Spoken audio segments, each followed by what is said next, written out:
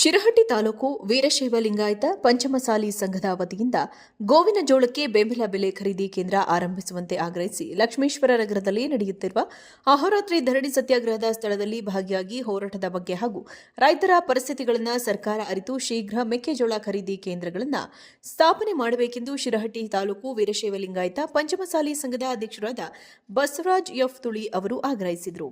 ಈ ಸಂದರ್ಭದಲ್ಲಿ ನೌಕರ ಘಟಕದ ಅಧ್ಯಕ್ಷರಾದ ಎಸ್ಬಿ ಹೊಸೂರ, ತಾಲೂಕು ಘಟಕ ಪ್ರಧಾನ ಕಾರ್ಯದರ್ಶಿ ಶರಣಪ್ಪ ಎಂ ಹೊಂಬಳ ಉಪಸ್ಥಿತರಿದ್ದರು.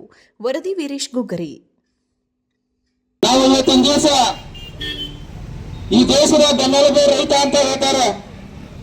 ಆದ್ರೆ ಈ ದೇಶದ ಬೆನ್ನೆಲುಬು ರೈತ ಅಂತ ಹೇಳ್ತಾರೆ. ಆ ರೈತನ ಬೆನ್ನೆಲುಬು ಸರ್ಕಾರಗಳು ಬಿಡ್ತಾ ಇದ್ದೇವೆ. ಆದ್ರೆ ಗೋವಿನ ಜೋಳಕ್ಕೆ ಬೆಂಬಲ ಬೆಲೆ ಖರೀದಿ ಕೇಂದ್ರ ಪ್ರಾರಂಭ ಮಾಡುವುದಕ್ಕಾಗಿ ನಾವು ಇವತ್ತಿನ ದಿವಸ ಶಿರಹಟ್ಟಿ ಮತಕ್ಷೇತ್ರದ ಎಲ್ಲ ರೈತಾಪಿ ವರ್ಗದ ರೈತಪರ ಸಂಘಟನೆಗಳ ವಿವಿಧ ಸಂಘಟನೆಗಳ ಆಶ್ರಯದಲ್ಲಿ ಸರ್ಕಾರಕ್ಕೆ ನಮಗೆ ಬೆಂಬಲ ಬೆಲೆ ಕೊಡಿ, ಕೇಂದ್ರವನ್ನ ಸ್ಥಾಪಿಸಿಕೊಡಿ ಅಂತ ವಿನಂತಿಯನ್ನ ಅಗ್ನಿ ಶಾಂತ ರೀತಿಯಿಂದ ಇವತ್ತು ಪ್ರತಿಭಟನೆ ಮಾಡ್ತಾ ಇದ್ದೇವೆ. ಬಂಧುಗಳೇ, 7 ರಿಂದ 8 ಜಿಲ್ಲೆಗಳಲ್ಲಿ ಕಬ್ಬನ್ನು ಬೆಳತಕ್ಕಂತ ಆ ರೈತರು ಒಂದು ಸೂಕ್ತ ಬೆಲೆಯನ್ನು ಕೊಡಲಿ ಅಂತಂದು ಸರಿಸುಮಾರು 10 ಲಕ್ಷ ಜನವನ್ನ ಸೇರಿಸಿದರು. ಎಷ್ಟು? 10 ಲಕ್ಷ. 7 ರಿಂದ 8 ಜಿಲ್ಲೆಗಳಲ್ಲಿ ಕಬ್ಬನ್ನು ಬೆಳತಕ್ಕಂತ ರೈತರು ಸುಮಾರು 10 ರಿಂದ 15 ಲಕ್ಷ ಜನ ಸೇರಿಸಿ ಪ್ರತಿಭಟನೆ ಮಾಡಿದರು.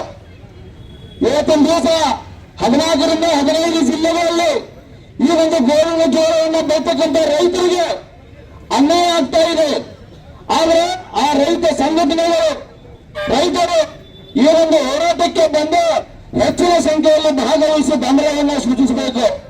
ಇಲ್ಲ ಅಂದ್ರೆ ಅವತ್ತೇನವರು ಆ ಒಂದು ಕಬ್ಬಿನ ಬೆಂಬಲ ಬೆಲೆಕ್ಕೆ ಸರಿಸುಮಾರು 10 ರಿಂದ 15 ಲಕ್ಷ ಜನ ಸೇರಿ ಇಡೀ ವ್ಯವಸ್ಥೆಯ ಆ ಒಂದು ನ್ಯಾಷನಲ್ ಹೈವೇಯನ್ನ ಬಂದ್ ಮಾಡಿ ಹೋರಾಟವನ್ನ ಮಾಡಿದ್ರು. ಸರ್ಕಾರಕ್ಕೆ ಗಡುವನ್ನು ಕೊಟ್ಟರು. ಆ ಸರ್ಕಾರಕ್ಕೆ ಗಡುವನ್ನು ಕೊಟ್ಟು ತನ್ನ ಇಚ್ಛೆಯಂತೆ ಆ ಬೇಡಿಕೆಯನ್ನು ಈಡೇರಿಸಿಕೊಂಡ್ರು. 14 ರಿಂದ 15 ಜಿಲ್ಲೆಗಳಲ್ಲಿ ಬೇಕಂತ ಈ ಗೋವಿನ ಜೋಳಕ್ಕೆ ಸೂಕ್ತವಾದಂತ ಬೆಂಬಲ ಬೆಲೆಯನ್ನ ಕೊಡಲಿಲ್ಲ ಅಂತಂದ್ರೆ ಈ ಹೋರಾಟ ಇಷ್ಟಕ್ಕೆ ಸುಮ್ಮನೆ ಇರೋದಿಲ್ಲ. ರೇ ಸ್ವಾಮಿ, ನಾವು ಇವತ್ತಿನ ದಿವಸ ಒಂದು ಮೊಬೈಲ್ ಅನ್ನ ತಯಾರು ಮಾಡ್ತೇವೆ. ಈ ಮೊಬೈಲ್ಗೆ ರೇಟ್ ಅನ್ನ ಫಿಕ್ಸ್ ಮಾಡ್ತೀವಿ. ಎಷ್ಟು ಫಿಕ್ಸ್ ಮಾಡ್ತೀವಿ? 20-25 ಸಾವಿರ. ನಾವು ಬೆಳೀತಕ್ಕಂತ ಬೆಳೆಗೆ ನೀವೊಂದು ರೇಟ್ ಫಿಕ್ಸ್ ಮಾಡಕ್ಕಾಗಿಲ್ಲ ಅಂತಂದ್ರೆ ಏನ್ ಮಾಡ್ಬೇಕು? ನಾವು ಒಂದು ರೇಟ್ ಫಿಕ್ಸ್ ಮಾಡಕ್ಕಾಗಿಲ್ಲ ಅಂತಂದ್ರೆ ಏನ್ ಮಾಡ್ಬೇಕು? ಇವತ್ತಿನ ದಿವಸ ಸಾವಿರಾರು ರೈತರು ಈ ಒಂದು ಸಾಲ ಸುಳಿಯಲ್ಲಿ ಸಿಕ್ಕು ಆತ್ಮಹತ್ಯೆ ಮಾಡ್ಕೊಂತ ಇದ್ದಾರೆ. ಒಂದೊತ್ತು ಊಟಕ್ಕೂ ಗತಿ ಇಲ್ಲದೆ ಜೀವನವನ್ನು ಸಾಗಿಸ್ತಾ ಇದ್ದಾರೆ. ಈ ಗ್ಯಾರಂಟಿ ಯೋಜನೆ ಮಾಡಿದ್ರೆ ಅದರ ಗ್ಯಾರಂಟಿ ಬೆಲೆಗಳನ್ನ ಮಾಡಿ, ಗ್ಯಾರಂಟಿ ಯೋಜನೆಯನ್ನು ಮಾಡಿದ್ರಲ್ಲ 2,000 ರೂಪಾಯಿ ಗೃಹಲಕ್ಷ್ಮಿಗೆ ಉಚಿತ ವಿದ್ಯುತ್ ಈ ತರ ಮಾಡಿದ್ರಲ್ಲ, ಹಾಗೆ ಗ್ಯಾರಂಟಿಯ ಬೆಲೆಗಳನ್ನ ನಿರ್ಮಾಣ ಮಾಡಿ ಗೋವಿನ ಇಷ್ಟು ಹೆಸರಿಗೆ ಇಷ್ಟು ಅಂತಂದು ಇದು ಬಿಟ್ಟು ಆ ಬೆಳೆಯನ್ನು ಬೆಳೆದಾಗ ಬಿತ್ತಬೇಕಾದ್ರೆ ಹದ ಮಾಡಿ ಆ ಒಂದು ವ್ಯವಸ್ಥೆ ಒಳಗ ಮಳೆ ಆಗಿಲ್ಲ ಅಂತಂದ್ರೆ ಆ ಮುಂದೆ ಬೆಳೆ ಬಂದಾಗ ಮಳೆಯಾಗಿ ಬರತಕ್ಕಂತ ಬೆಳೆ ಸಹಿತ ನುಕ್ಸಾನಿ ರೀತಿ ಒಳಗಿದ್ದಾಗ ಆ ರೈತನಿಗೆ ಬೆಂಬಲ ಬೆಲೆಯನ್ನು ಕೊಡದೇ ಇದ್ದಾಗ ಏನ್ ಮಾಡ್ಬೇಕ್ರಿ? ಏನ್ ಮಾಡ್ಬೇಕು?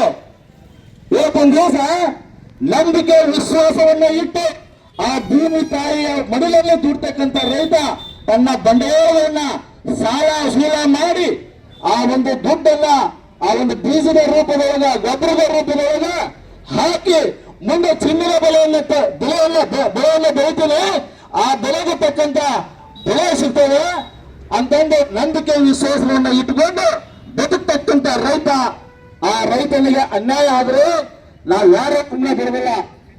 ನಾವೇ ರೈತರ ಮಕ್ಕಳು, ನಮಗೂ ನೋವಿದೆ. ಸರಿಸುಮಾರು 3-4 ವರ್ಷ ಆಯ್ತು, ₹1 ಒಪ್ಪಂದು ತಗೊಂಡಿಲ್ಲ.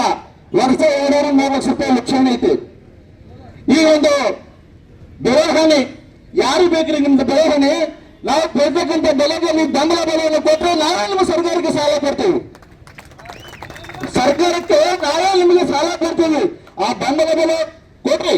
ಯಾಕಂದ್ರೆ ರೈತ ದುಡಿದಂತ ಬೆಳೆಗೆ ಸೂಕ್ತವಾದಂತ ಬೆಂಬಲ ಬೆಲೆ ಸಿಗಲಿಲ್ಲ ಅಂತಂದ್ರೆ ಈ ಒಂದು ಹೋರಾಟ ನಿರಂತರವಾಗಿ ನಡೀತದೆ ಅಂತ ಹೇಳ್ತಾ ನನಗೆ ಮಾತನಾಡಕ್ಕೆ ಅವಕಾಶ ಮಾಡಿಕೊಟ್ಟಂತ